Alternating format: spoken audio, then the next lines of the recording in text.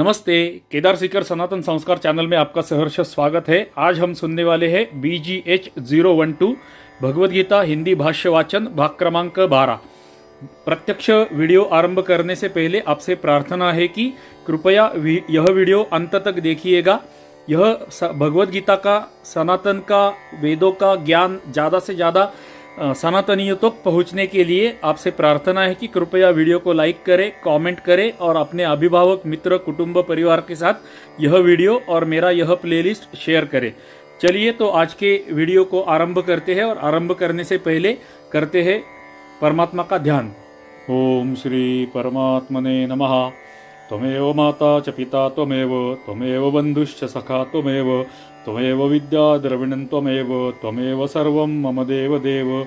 ओम श्री परमात्मने नमः।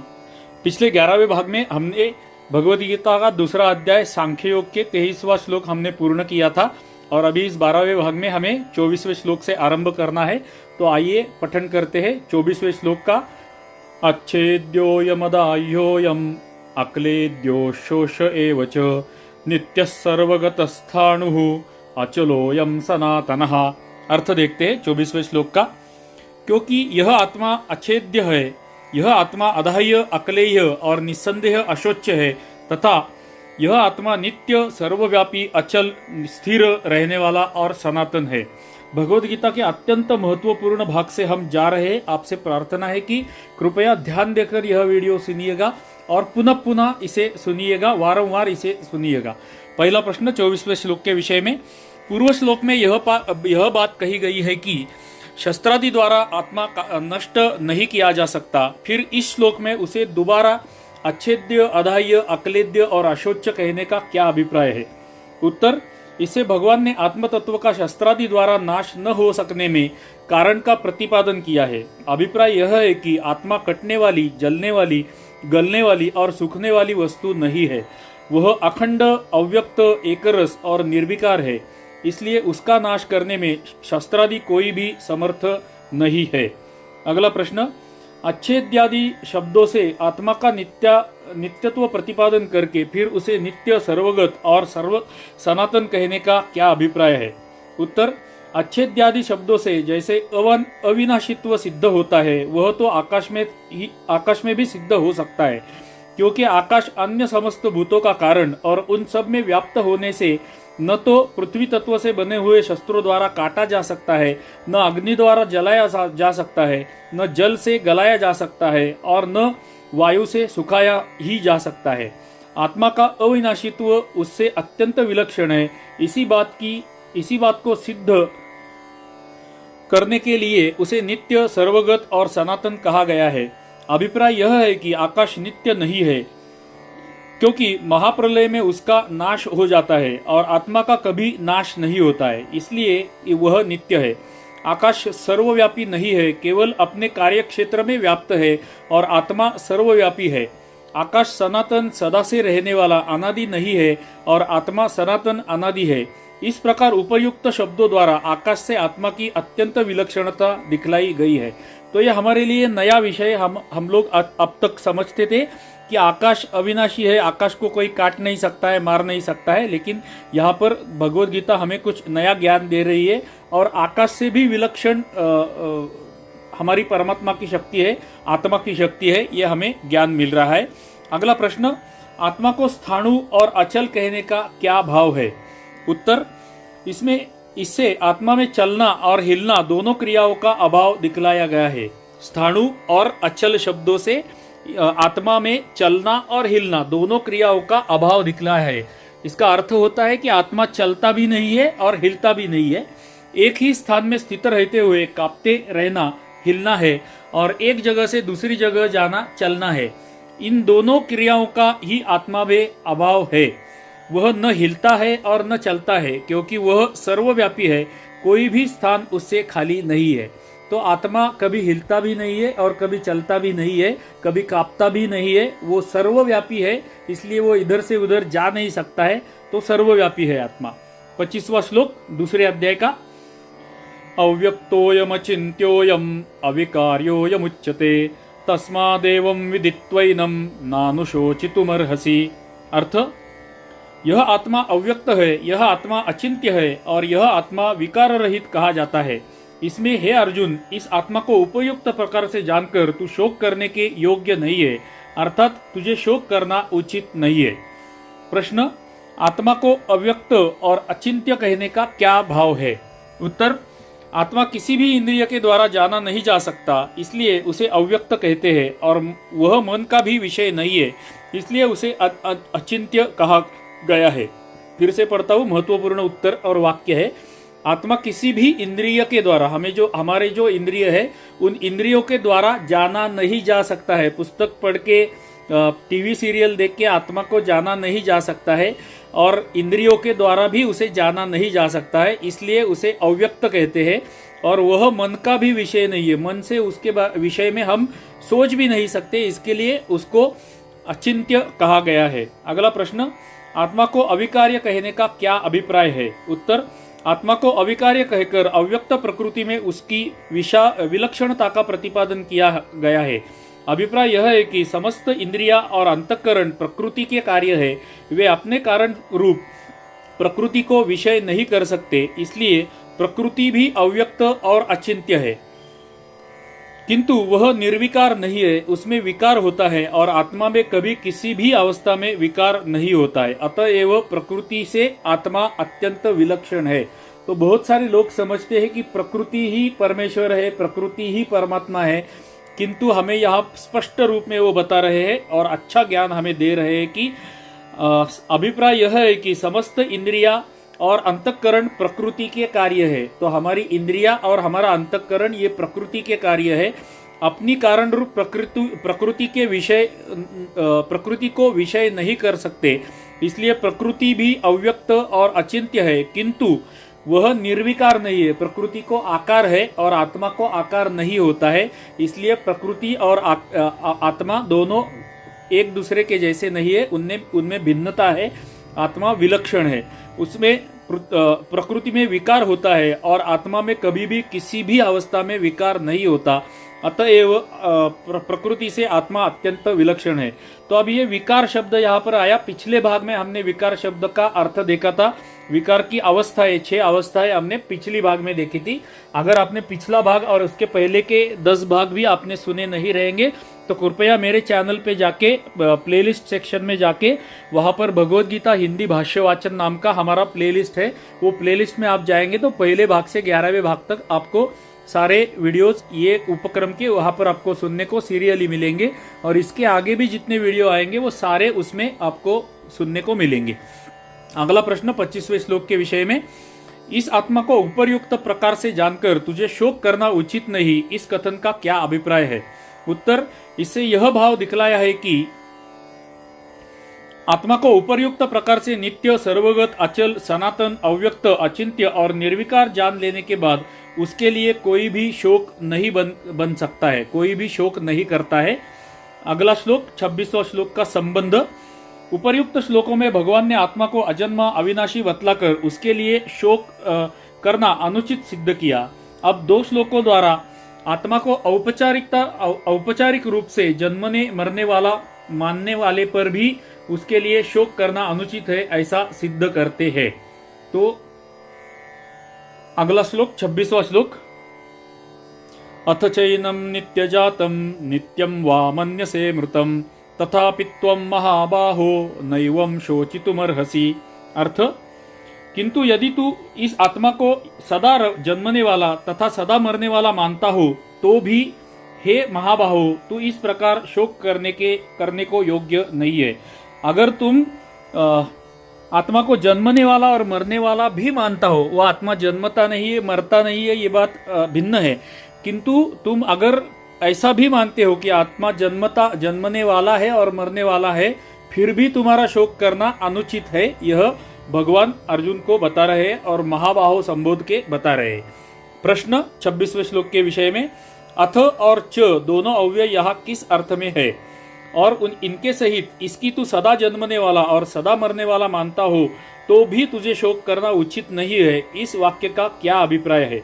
उत्तर, अथ और च दोनों अव्यय यहाँ औपचारिक स्वीकृति के बोधक है। इनके सहित उपर्युक्त वाक्य से भगवान ने यह भाव दिखलाया है कि यद्यपि वास्तव में आत्मा जन्मने और मारने वाला नहीं है, यही बात यथार्थ है, तो भी यदि तुम इस आत्मा को सदा जन्मने वाला अर्थात प्रत्येक शरीर के संयोग में प्रवाह रूप से सदा जन्मने वाला मानते हो तथा सदा मरने वाला अर्थात प्रत्येक शरीर के वियोग में प्रवाह रूप से सदा मरने वाला मानते हो तो इस मान्यता के अनुसार भी तुम्हें उसके लिए इस प्रकार, जिसका वर्णन पहले अध्याय के 28वें से 47वें श्लोक तक किया गया है, शोक करना उचित नहीं है।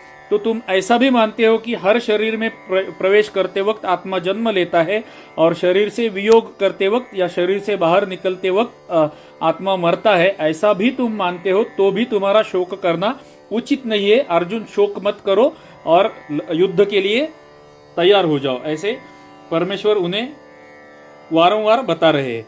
27वां श्लोक, जातस्य हि ध्रुवो मृत्युर्ध्रुवं जन्म मृतस्य च तस्मात् परिहार्येऽर्थे नत्वं शोचितुमर्हसि। अर्थ,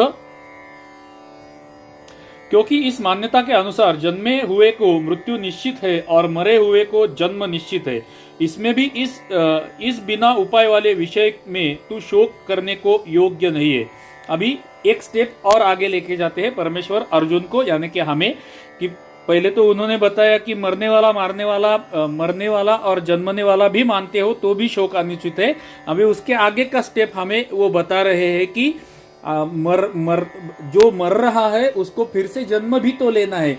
इसके इस विषय से, इस एंगल से, अगर इस दृष्टिकोण से हम देखें तो भी तुम्हारा शोक करना उचित नहीं है, क्योंकि अगर कोई भीष्म पितामह, द्रोणाचार्य कोई भी इस युद्ध में मारे जाते हैं तो भी उनका पुनर्जन्म होने वाला है, इसके लिए तुम्हारा शोक करना उचित नहीं है। तो कैसा भी करके तुम कैसे भी विचार करो, तुम्हारा शोक करना और युद्ध त्याग करना उचित नहीं है। यही बात भगवान वारंवार अर्जुन को बता रहे हैं और हमें बता रहे हैं। हमें हमारा कर्तव्य करना चाहिए, हमारा कर्तव्य कर्म आज की जीवन में जो है उससे हमें हटना नहीं चाहिए। कोई भी परिस्थितियां आती हो, कोई भी विषय मन में आते हो, कोई भी परिस्थितियां आती हो, फिर भी हमें हमारा कर्तव्य कर्म करते ही रहना चाहिए। यह विषय हमें समझ में आ रहा है।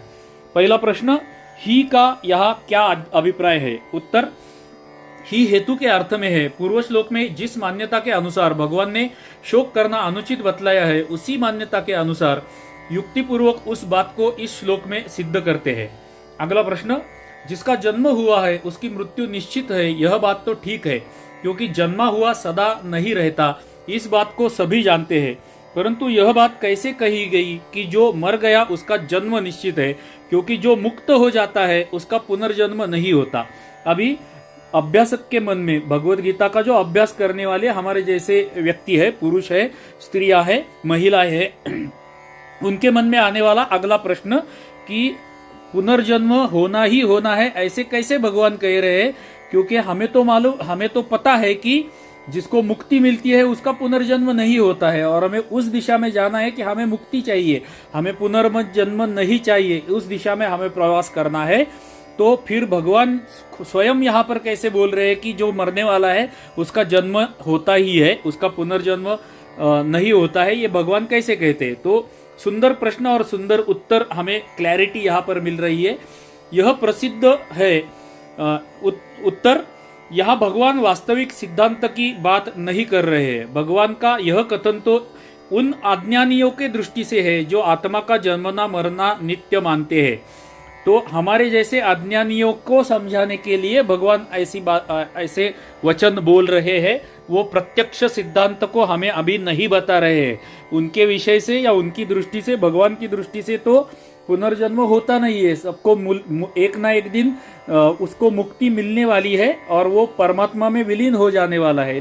किंतु हमारे जैसे अज्ञानियों के लिए भगवान यह समझा रहे, क्योंकि हम अभी तक पहली कक्षा में पढ़ रहे, डायरेक्ट थे, हमें 11वीं का या ग्रेजुएशन का ज्ञान देकर हमें फायदा नहीं है।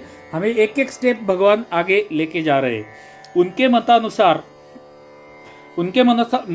जो मरण धर्मा है उसका जन्म होना निश्चित है, क्योंकि उस मान्यता में किसी की भी मुक्ति नहीं हो सकती। जिस वास्तविक सिद्धांत में मुक्ति मानी गई है उसमें आत्मा को जन्मने वाला मरने वाला नहीं माना गया है।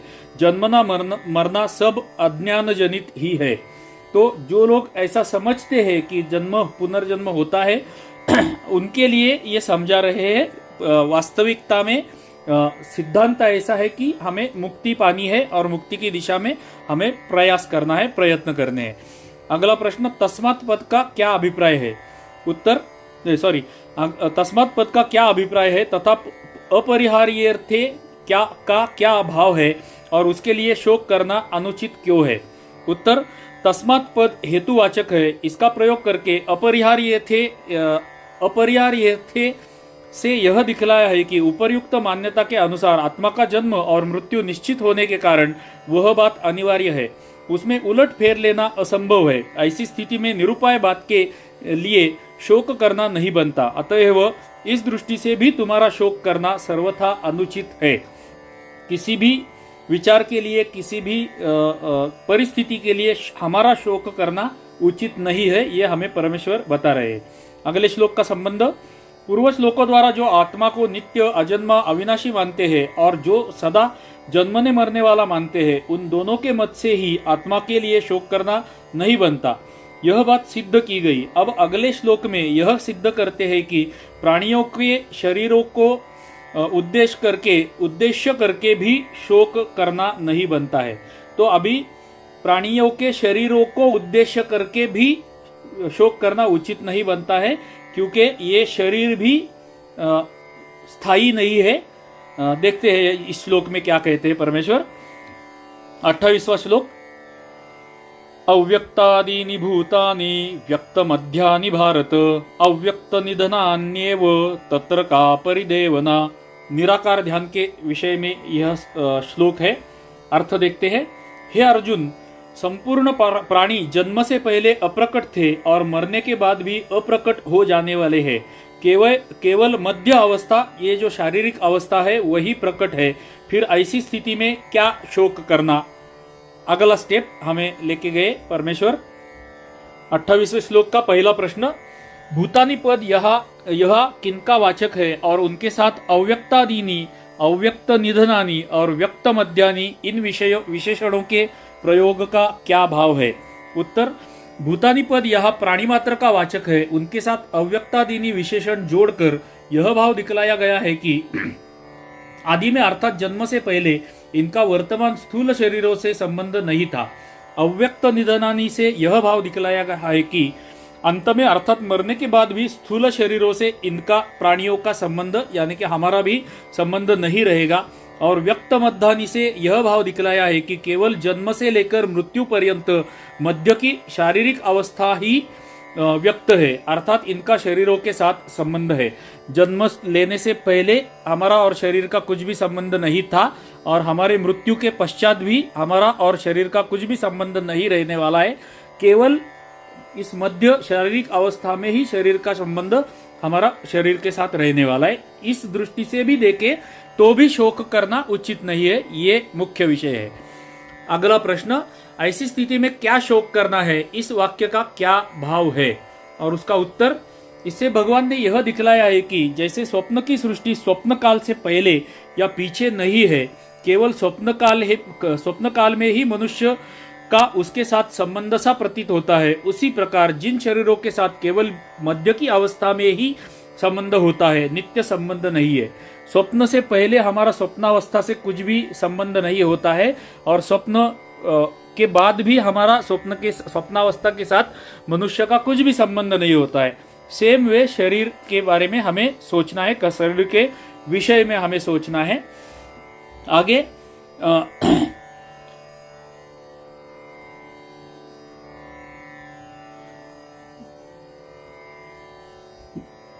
उनके लिए शोक क्या करना? महाभारत स्त्री पर्व के दूसरे अध्याय में विदुर जनों ने भी यही बात इस प्रकार कही है। अदर्शनादा पतिताः पुनश्चात् दर्शनम गताः नैते तव न तेषां त्वं तत्र का परिदेवना।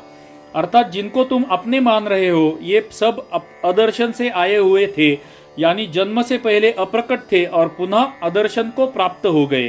अतः वास्तव में न ये तुम्हारे हैं और न तुम इनके हो, फिर इस विषय में शोक कैसा। सुंदर।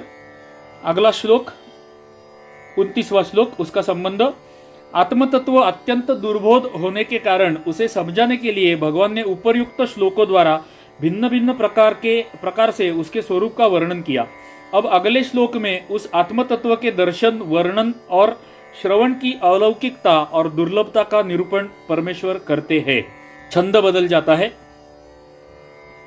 आश्चर्यवत् पश्यति कश्चिदेनम् आश्चर्यवद् वदति तथैव चान्यः आश्चर्यवच्चैनमन्यः शृणोति श्रुत्वाप्येनं वेद न चैव कश्चित्।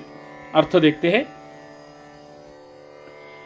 कोई एक महापुरुष ही इस आत्मा को आश्चर्य की भांति देखता है और वैसे ही दूसरा कोई महापुरुष ही इसके तत्व का आश्चर्य की भांति वर्णन करता है, तथा दूसरा कोई अधिकारी पुरुष ही ऐसे आश्चर्य की भांति सुनता है और कोई कोई तो सुनकर भी इसको नहीं जानता। तो आत्मा के विषय में अलग भिन्न भिन्न व्यक्तियों के भिन्न भिन्न विचार जो है उसके विषय में भगवान हमें इस श्लोक में बता रहे हैं। सिंपल श्लोक है। कोई प्रश्न पहला, कोई एक ही इसे आश्चर्य की भांति देखता है, इस कथन का क्या भाव है। इसे भगवान ने यह दिखलाया है कि आत्मा आश्चर्यमय है, इसलिए उसे देखने वाला संसार में कोई विरला ही होता है और वह उसे आश्चर्य की भांति देखता है। जैसे मनुष्य लौकिक दृश्य वस्तुओं को मन, बुद्धि और इंद्रियों द्वारा इदम बुद्धि से देखता है, आत्मदर्शन वैसा नहीं है। आत्मा का देखना अद्भुत और अलौकिक है। जब एकमात्र चेतन आत्मा से भिन्न किसी की सत्ता ही नहीं रहती, उस समय आत्मा स्वयं अपने द्वारा ही अपने को देखता है। महत्वपूर्ण वाक्य है, फिर से एक बार पढ़ता हूं। जब एकमात्र चेतन आत्मा से भिन्न किसी की सत्ता नहीं रहती है, उस समय आत्मा स्वयं अपने द्वारा ही अपने को ही देखता है। स्वयं आत्मा अपने ही द्वारा अपने को ही देखता है। उस दर्शन में दृष्टा, दृश्य और दर्शन की त्रिपुटी नहीं रहती है। उस अवस्था में दृष्टा, दृश्य और दर्शन ये त्रिपुटी नहीं रहती है। मतलब देखने मतलब नहीं, अर्थ यह है कि देखने वाला क्या दिख रहा है और क्या दर्शन हो रहा है, इसकी त्रिपुटी नहीं रहती। ये विषय ही वहां पर नहीं रहते, क्योंकि आत्मा स्वयं ही होकर आत्मा स्वयं को ही देखती है। इसलिए ये दर्शन करने वाला, दर्शन देने वाला और क्या दिख रहा है, ये विषय ही वहां पर अस्तित्व में नहीं रहते। अगला प्रश्न, वैसे ही कोई आश्चर्य की भांति इसका वर्णन करता है। तो आत्मा को देखने के विषय में पहला प्रश्न था। अभी दूसरा प्रश्न आत्मा के वर्णन करने के विषय में। कोई व्यक्ति आत्मा का वर्णन करते हैं। परमेश्वर ने यहाँ पर जो वर्णन किया है वो छोड़ के व्यक्ति के, मनुष्य के विषय में बताया जा रहा है। तो वर्णन करते हैं, आश्चर्य है, वो भी आश्चर्य है। इस वाक्य का क्या भाव है? उत्तर, इससे भगवान ने यह भाव दिखलाया है कि आत्म साक्षात कर चुकने वाले सभी ब्रह्मनिष्ठ पुरुष दूसरों को समझाने के लिए आत्मा के स्वरूप का वर्णन नहीं कर सकते। जो महापुरुष परमात्म तत्व को भली भांति जानने वाले और वेद शास्त्र के ज्ञाता होते हैं, वे ही आत्मा का वर्णन कर सकते हैं, और उनका वर्णन करना भी आश्चर्य की भांति होता है। अर्थात जैसे किसी को समझाने के लिए लौकिक वस्तु के स्वरूप का वर्णन किया जाता है, उस प्रकार आत्मा का वर्णन नहीं किया जा सकता है। उसका वर्णन अलौकिक और अद्भुत होता है। जितने भी उदाहरणों में आत्म तत्व समझाया जाता है, उनमें से कोई भी उदाहरण पूर्ण रूप से आत्म तत्व को समझाने वाला नहीं है। महत्वपूर्ण वाक्य पुनः पढ़ता हूं। जितने भी उदाहरणों से आत्म तत्व समझाया जाता है, उनमें से कोई भी उदाहरण पूर्ण रूप से आत्म तत्व को समझाने वाला नहीं है। आत्म तत्व इतनी सरलता से, सहजता से हमें कोई भी समझा नहीं सकता है। वो अनुभव लेने की बात है, अनुभव लेने का विषय है, और उसके लिए बड़ी तपस्या करनी पड़ेगी। आगे उसके किसी एक आशंका को ही उदाहरणों द्वारा समझाया जा सकता है। उसके किसी अंश को उदाहरणों द्वारा समझाया जा सकता है, क्योंकि आत्मा के सदृश अन्य कोई वस्तु है ही नहीं। इस अवस्था में कोई भी उदाहरण पूर्ण रूप से कैसे लागू हो सकता है? तथा विधिमुख और निषेधमुख आदि बहुत से आश्चर्यमय संकेतों द्वारा महापुरुष उसका लक्ष्य कराते हैं। यही उनका आश्चर्य की भांति वर्णन करना है।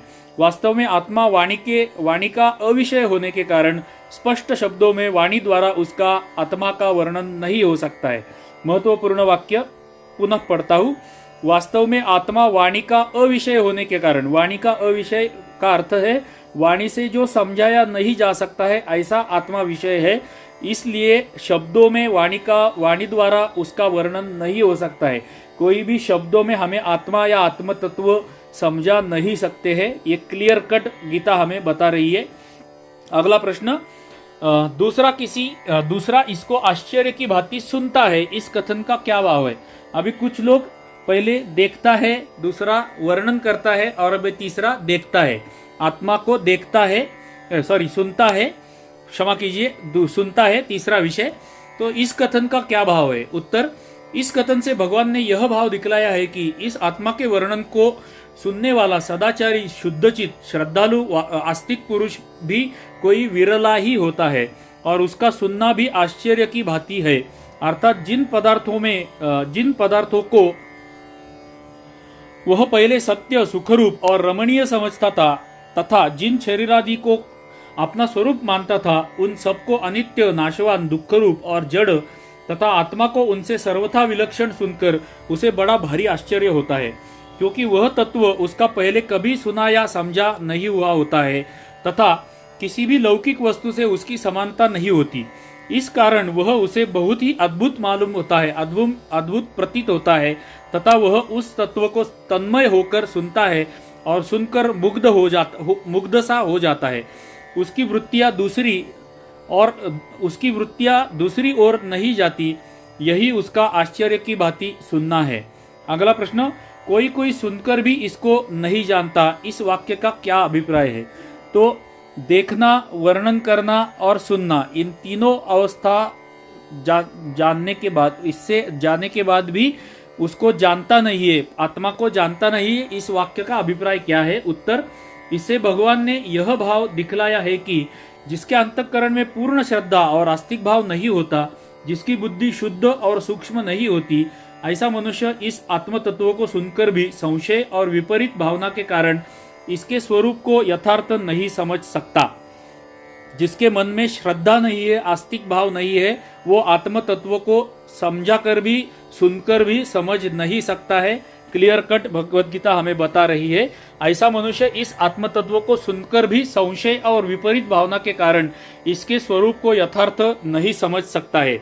उसके मन में संशय रहेगा, इसके लिए उसको आत्म तत्व समझ में नहीं आएगा, इसके स्वरूप को यथार्थ नहीं समझ सकता। अतएव इस आत्म तत्व का समझना अनधिकारी के लिए बड़ा ही दुर्लभ है।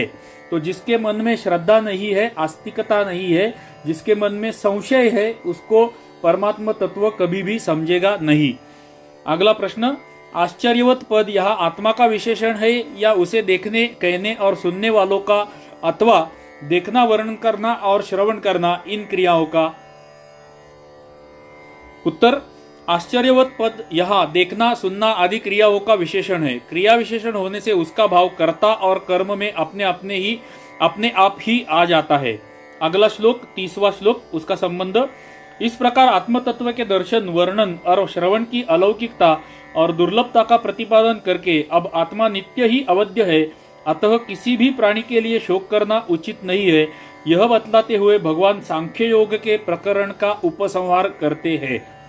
पुनः मैं आपको स्मरण दिलाना चाहता हूँ कि हम भगवत गीता के अत्यंत महत्वपूर्ण भाग से जा रहे हैं। यह वीडियो पुनः वारंवार सुनिएगा। एक ही श्रवण में सब कुछ समझ में न आने के संभावना ज्यादा है, अधिक है। तो रिपीट पुनः यह वीडियो सुनते जाइएगा।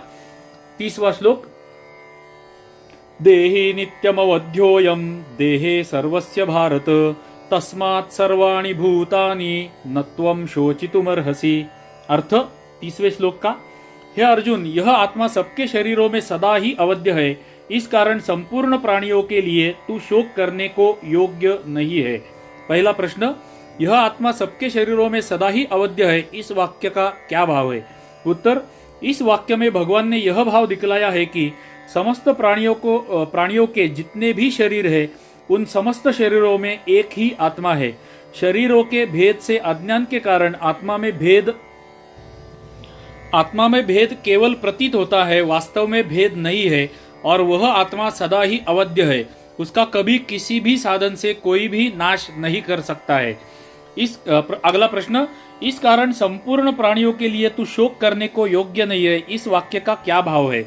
उत्तर, इस वाक्य में हेतुवाचक तस्मात् पद का प्रयोग करके भगवान ने यह भाव दिखलाया है कि इस प्रकरण में यह बात भली भांति सिद्ध हो चुकी है कि आत्मा सदा सर्वदा अविनाशी है, उसका नाश करने में कोई भी समर्थ नहीं है। अतः तुम्हें किसी भी प्राणी के लिए शोक करना उचित नहीं है, क्योंकि जब उसका नाश किसी भी काल में किसी भी साधन से हो ही नहीं सकता, तब उसके लिए शोक करने का अवकाश ही कहाँ है।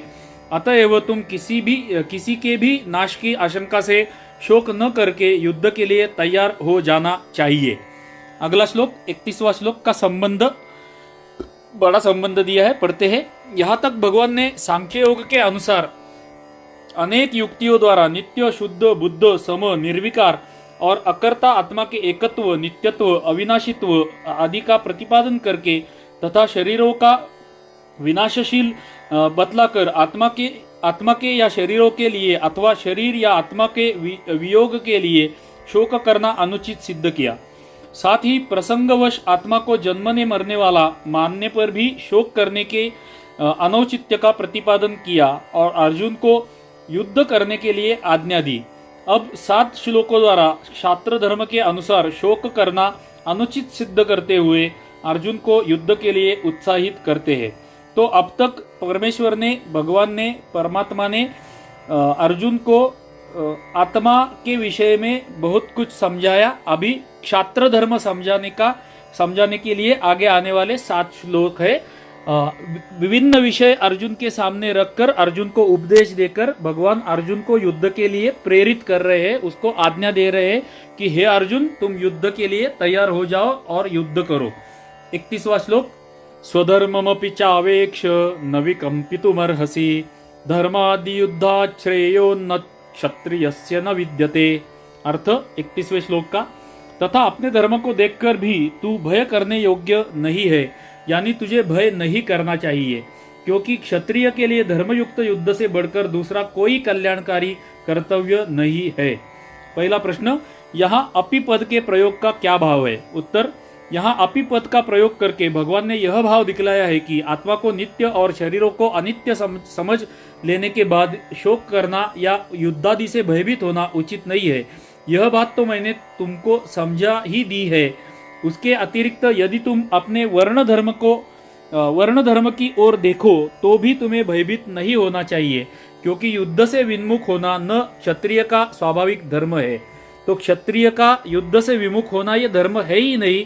इस दृष्टिकोण से भी देखा जाए तो भी तुम्हारा युद्ध से हटना उचित नहीं है। आगे, ही पद का क्या अभिप्राय है? उत्तर, ही पद यहाँ हेतुवाचक है। अभिप्राय यह है कि भयभीत क्यों नहीं होना चाहिए, इसकी पुष्टि उत्तरार्ध में की जाती है। अगला प्रश्न, क्षत्रिय के लिए धर्मयुक्त युद्ध से बढ़कर दूसरा कोई श्रेय नहीं है, इस वाक्य का क्या भाव है? उत्तर, इस वाक्य से भगवान ने यह भाव दिखलाया है कि जिस युद्ध का आरंभ अनीति या लोभ के कारण नहीं किया गया हो एवं जिसमें अन्यान्य चरण नहीं किया जाता हो, किंतु जो धर्म संगत हो, कर्तव्य रूप से प्राप्त हो और न्यायानुकूल किया जाता हो, ऐसा युद्ध ही क्षत्रिय के लिए अन्य समस्त धर्मों की अपेक्षा अधिक कल्याणकारक है। क्षत्रिय के लिए उससे बढ़कर दूसरा कोई भी कल्याणप्रद धर्म नहीं है, क्योंकि धर्ममय युद्ध करने वाला क्षत्रिय अनायास ही इच्छानुसार स्वर्ग या मोक्ष को प्राप्त कर सकता है। अगला श्लोक 32वां श्लोक, यदृच्छया चोपपन्नम सर्गद्वारमपावृतम सुखिनः क्षत्रियाः पार्थ लभन्ते युद्धमीदृशम्। अर्थ 32वें श्लोक का, हे पार्थ, अपने आप प्राप्त हुए और खुले हुए स्वर्ग के द्वार रूप इस प्रकार के युद्ध को भाग्यवान क्षत्रिय लोग ही पाते हैं। प्रश्न 32वें श्लोक के विषय में पहला प्रश्न, पार्थ संबोधन का क्या भाव है? यहाँ अर्जुन को पार्थ नाम से संबोधित करके भगवान उनकी माता कुंती ने हस्तिनापुर से आते समय जो संदेश कहलाया था उसकी पुनः स्मृति दिलाते हैं। उस समय कुंती ने भगवान से कहा था, एतद् धनंजयो वाच्यो नित्योद्युक्तो वृकोदरः यदर्थ क्षत्रिया सूते तस्य कालो मया गतः। अर्थात धनंजय अर्जुन से और सदा कमर कसे अर्थात धनंजय अर्जुन से और सदा कमर कसे तैयार रहने वाले भीम से तुम यह बात कहना कि जिस कार्य के लिए क्षत्रिय माता पुत्र उत्पन्न करती है, अब उसका समय सामने आ गया है। अगला प्रश्न, यहाँ युद्धम के साथ यदृच्छोपपन्नम विशेषण देकर उसे अपावृतम स्वर्गद्वारम कहने का क्या भाव है? उत्तर, यदृच्छोपपन्नम विशेषण देकर यह भाव दिखलाया गया है कि तुमने यह युद्ध जानबूझकर खड़ा नहीं किया है। तुम लोगों ने तो संधि करने की बहुत चेष्टा की, किंतु जब किसी प्रकार भी तुम्हारा धरोहर के रूप में रखा हुआ राज्य बिना युद्ध के वापस लौटा देने को दुर्योधन राजी नहीं हुआ, उसने स्पष्ट कह दिया कि सुई की नोक के टीके इतनी जमीन भी मैं पांडवों को नहीं दूंगा। यहाँ पर चेष्टा शब्द का प्रयोग उन्होंने किया है, बहुत सुंदर शब्द है। प्रयास, प्रयत्न और चेष्टा, जहां पर हम कोशिश शब्द का प्रयोग करते हैं, कोशिश शब्द हमारा नहीं है, उर्दू अरबी फारसी शब्द है। कोशिश शब्द का प्रयोग कभी भी मत कीजिएगा। चेष्टा, प्रयत्न, प्रयास ये हमारे शब्द है। आगे चलते हैं। तुम लोगों को बाध्य होकर युद्ध का आयोजन करना पड़ा, अतः यह युद्ध तुम्हारे लिए यदृच्छोपपन्नम अर्थात बिना इच्छा किए अपने आप प्राप्त है तथा अपावृतम स्वर्गद्वारम विशेषण देकर यह दिखलाया है कि यह खुला हुआ स्वर्ग का द्वार है। ऐसे धर्म युद्ध में मरने वाला मनुष्य सीधा स्वर्ग में जाता है, उसके मार्ग में कोई भी रोक टोक नहीं कर सकता। अगला प्रश्न, इस प्रकार के युद्ध को भाग्यवान क्षत्रिय लोग ही पाते हैं, इस वाक्य का क्या भाव है? उत्तर, इस वाक्य से भगवान ने यह भाव दिखलाया है कि ऐसा धर्ममय युद्ध जो कि अपने आप कर्तव्य रूप से प्राप्त हुआ है और खुला हुआ स्वर्गद्वार है, हरेक क्षत्रिय को नहीं मिल सकता। यह तो किन्हीं बड़े भाग्यशाली क्षत्रियों को ही मिला करता है। अतएव तुम्हारा बड़ा ही सौभाग्य है कि तुम्हें ऐसा धर्ममय युद्ध अनायास ही मिलता है। अतएव अब तुम्हें युद्ध से हटना नहीं चाहिए। अगले श्लोक का संबंध, इस प्रकार यह श्लोक लेकर हम इस संस्करण में इतिश्री की ओर जाएंगे। इस प्रकार धर्ममय युद्ध करने में लाभ दिखलाने के बाद अब उसे न करने में हानि दिखलाते हुए भगवान अर्जुन को युद्ध के लिए उत्साहित करते हैं। तो युद्ध करने से तुम्हारा क्या फायदा होगा ये बताया, अभी युद्ध न करने से क्या नुकसान होगा ये भगवान अर्जुन को बता रहे 33वें श्लोक में।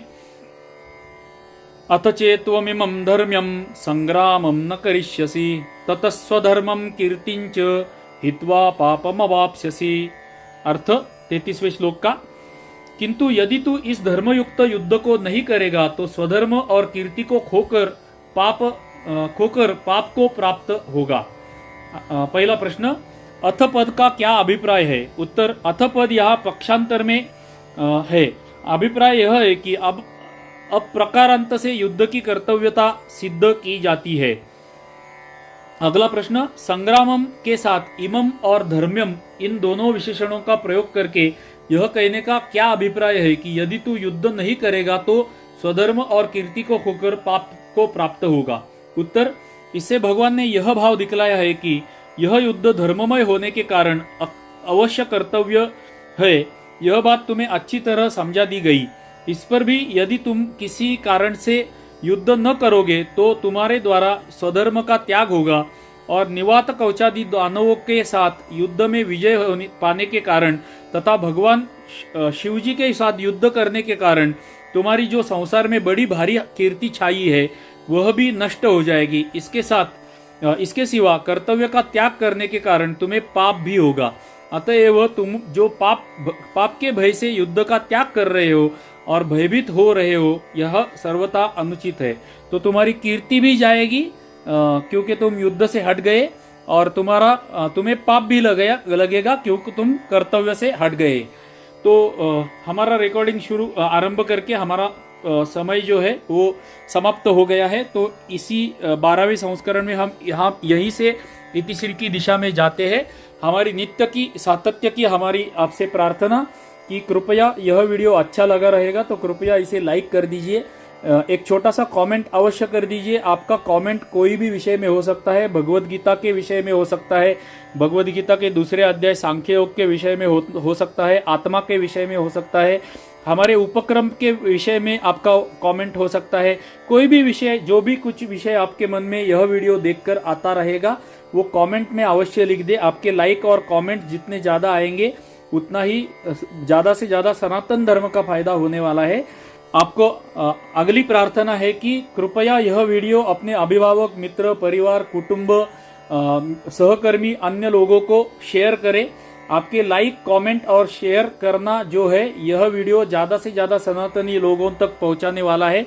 यह भगवत गीता का और सनातन का, वेदों का ज्ञान ज़्यादा से ज़्यादा सनातनी लोगों तक पहुंचने वाला है। तो इसके लिए आपके लाइक, शेयर और कमेंट के लिए प्रार्थना है। और हमारी अंतिम प्रार्थना कि अगर अभी तक आपने मेरा चैनल केदार सीकर सनातन संस्कार के नोटिफिकेशन ऑन नहीं किए रहेंगे तो कृपया नोटिफिकेशन ऑन करके रखिए, ताकि आपको आगे आने वाले संस्करणों के नोटिफिकेशन मिलते रहे और आपको ये भगवत गीता का ज्ञान प्राप्त होता रहे। चलिए, तो मिलते हैं अगले 13वें संस्करण में, जहां पर हम भगवत गीता के दूसरे अध्याय के 34वें श्लोक से आरंभ करेंगे। तब तक के लिए आप सभी को जय श्री हरि, जय श्री हरि, जय श्री हरि। धन्यवाद।